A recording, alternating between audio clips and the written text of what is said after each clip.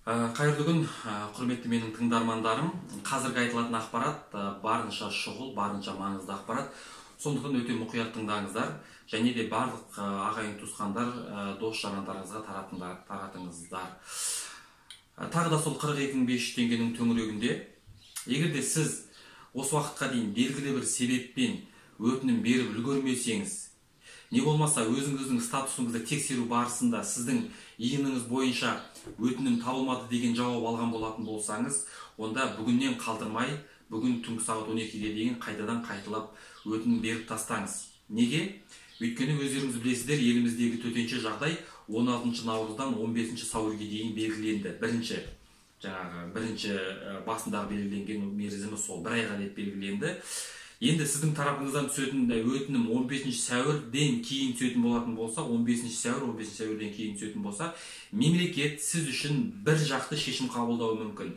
Яғни, сіз 15 сәуірге дейін шешім бермегеніңізге қарағанда, сізде табыс болды, сіз табысыңызды жоғалтпадыңыз. Өтінім 15 сәуірден кейін түскендіктен сізге жәрдемақы келесі айға, яғни екінші айға ғана тағайындалып, алуға болатын 2 айдың тек қана 1 айын ғана алып қалуыңыз ықтимал. Сондықтан бүгін 14-ті түнгі сағат 12-ге дейін осы кезеңге өтінім беріп тастаңыздар.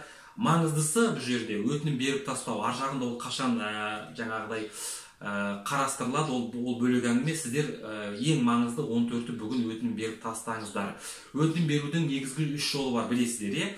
егов порталы, еңбек 42.500.еңбек.kz сайты және телеграм боты. Осы үшеуінің біреуімен беріңіздер.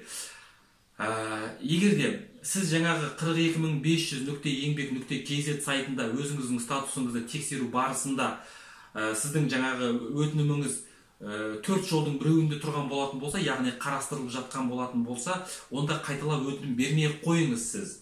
Өйткені сіз өтінім беру арқылы басқа жаңағы өтінім бермеген азаматтардыңға кедергі келтіруіңіз мүмкін. Сондықтан егер де сіздің жағдайыңыз сол 4-дің біреуінде тұрған болатын болса, онда сізге тек қана күту ғана қалады, сіз күтесіз. Ал қайталап айтам, өтінім бермегендер және